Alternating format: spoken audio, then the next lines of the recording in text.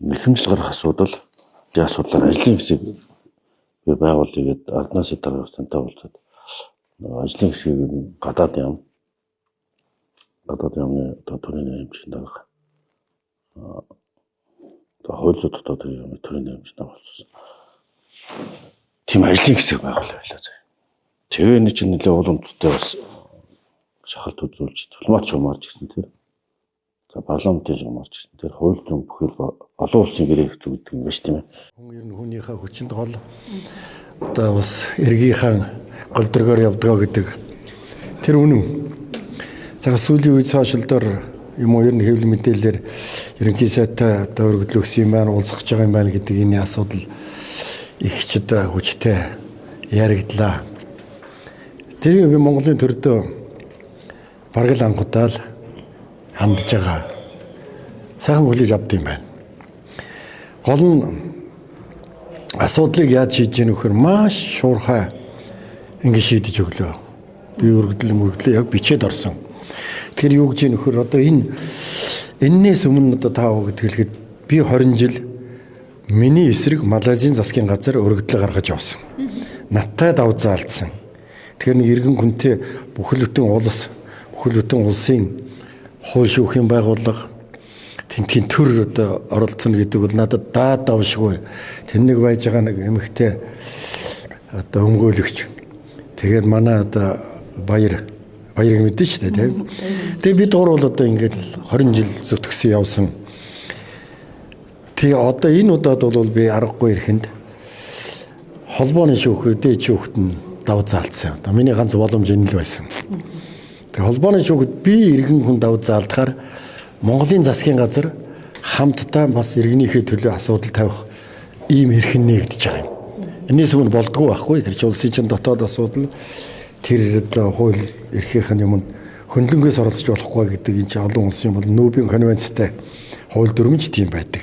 Харин одоо бол ийм тохиолдолд нь би санал тавьсан. Тэгээ намаа хүлээж авлаа, би талархалтай байна. Юу гэж шийдэх вэхээр ердөө л хамгийн гол нь ажлын хэсэг байгуулахар боллоо. Засгийн газраас. Тэгээ олон чухал одоо улсуудыг оролцуулаад тэгээд энэ ажлын хэсэг нь одоо Австралитай, Малайзтай тий яаж ажиллах вэ? Ямар гаргалгаа байна? Юу одоо яаж шийдэх вэ гэдгээ шийдээгээ тэгээд ажлын хэсгийн одоо асуудлыг хариуцахаар арднаас дарагтай зөвлөгтэй уулзаад тэгээд бид нэр тэрнийхээ одоо юмыг хөөцөлтөг хийх. Ийм л болоо энэ ажлын хэсэгт бол одоо хүний эрхийн байгууллага, хуульчид, засгийн газрын одоо тодорхой төлөөлөл. Тэгээд би өөрөө одоо би байхгүй л өөр яав. Ингээд оролцоод арай нэг одоо төвшин нөр, агуулга нөр, ач холбогдол нөр нөхцөл шийдвэрлэхээр ингэж шийдэж өгч байгаа явдал хамгийн чухал байлаа. Та сүүлд Малайз явсан шүү дээ. Тэгсэн. Саяхан явсан. Би тэнд очиж өөртөө золгочход ирсэн. Дээд шүүхт нь давзаалдах хөдөлгөөн. Тий чи холбооны шүүх гэж хэлдэг. Энэ чинь штатны орн байх байна. Тэр манайхаар бол дээд шүүх л дээ. Тэрэнд нь давзаалдах өргөдөл өгсөн биш ээ. Тэр одоо бүх хэргийг, бүх үйл явдал хэдэн мянган юмдаар би гарын үсэг зурсан. Тавьсан шүү дээ би сошиалдаар. Тэр нь яа гэм хэр би давзаалдмаар байна. Надад зөвшөөрөл өгөөч гэж байгаа юм. Тэд нар зөвшөөрвөл би давзаалднаа. Зөвшөөрүүлэхийн тулд би засгийн газартай хандж байгаа юм аа. Хамтрая, зүтгэе, явъя. Тэгсэн чи тгийе болдгоо гэж ингээ шийдвэр гаргаж байгаа.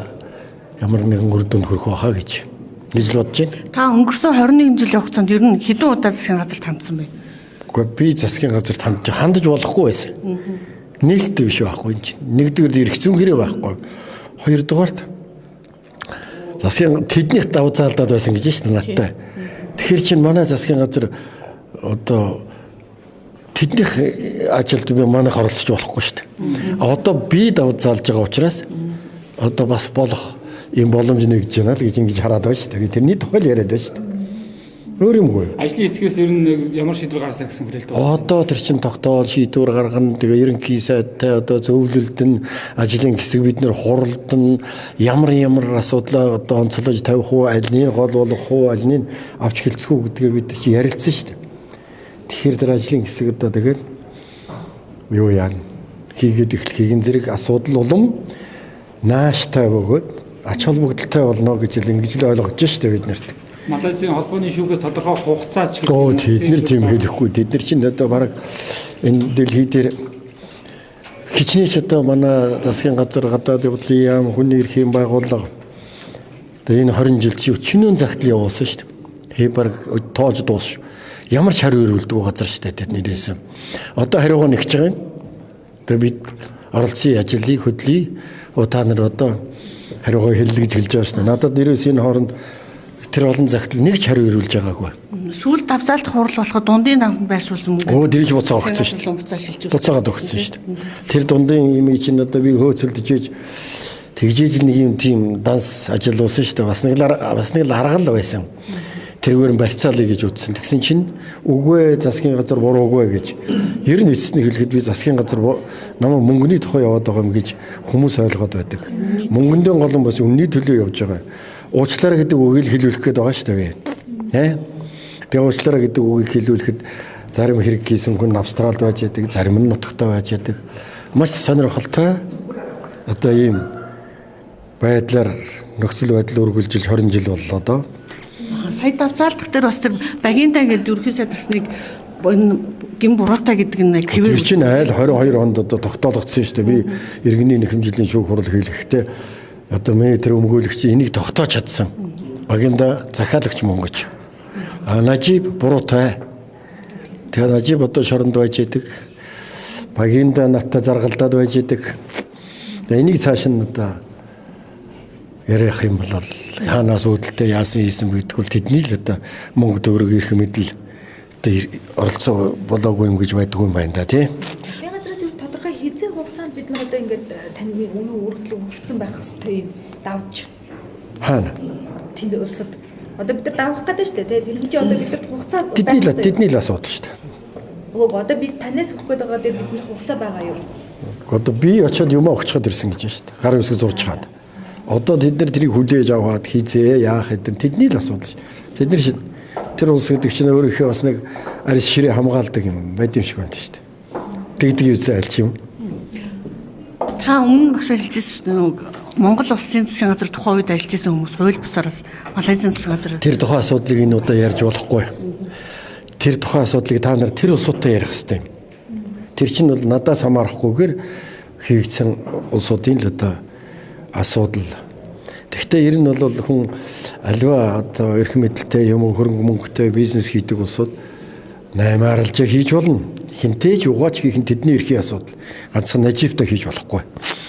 Тэгээ тэнтэй хийсэн л асуудлын одоо буруу нь харагдсан юм шиг байд юм билээ. Тэднэрээс асуухгүй юу? Би тэднэрээс асуух гэж та нарт олон гуйж байгаа.